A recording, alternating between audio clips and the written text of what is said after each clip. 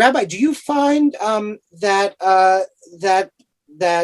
when people in the sources that you've been discussing with all these amazing interlocutors, when they bring up critiques, do they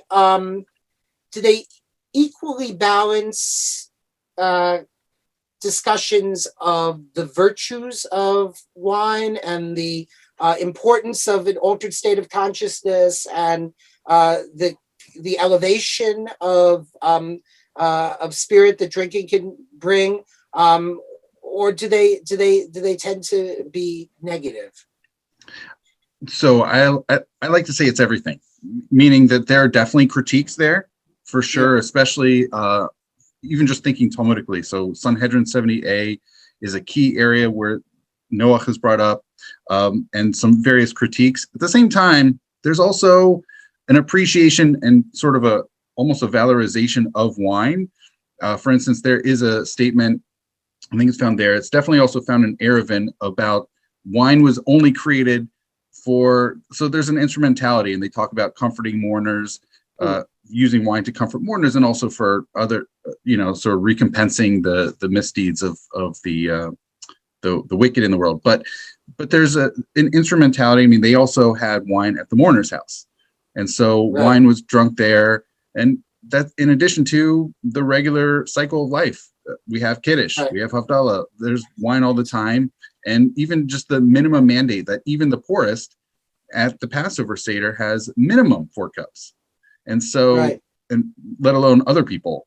So clearly they see it as a good, as an instrument to help sanctify God, sanctify Shabbat or holidays various times, as well as, its incorporation in various life cycle events. So I think there's it's a balance. Like it's a good, but you can also have too much of a good thing, as it were. So they're equally aware about all of this.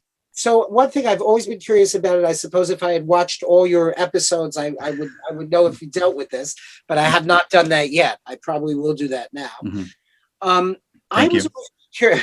No, thank you. You provide a great service. I was always curious about the speculation among the many other possibilities that the fruit of the Garden of Eden was grapes because of the idea of an altered state of consciousness, an idea of, is that something that comes up or that you've discussed in the podcast?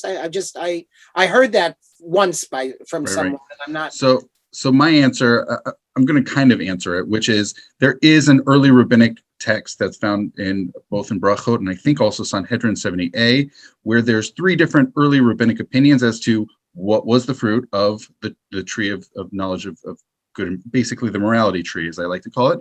So what was the fruit? And so one opinion was it was wheat. Another opinion was that it was figs, because ultimately they tie them, they cover themselves up with fig leaves. So maybe they, solved their problem with, they cover themselves up with that. But the other opinion is by Rabbi Meir, and he says it was wine, or maybe it was grapes. But but the reason he said has nothing to do with an altered state of consciousness. He said is because wine brings crying to the world, or wailing, and so that, which is an interesting reason to make that to say that it was wine or grapes. So yeah, and because they sort of had that was their sort of own personal downfall was through wine, and connecting then Adam to then Noach, and then obviously, and then just to go a little drushing, that's the way to connect from Adam to Noach, and then your Haggadah about Noach to Abraham. So yes.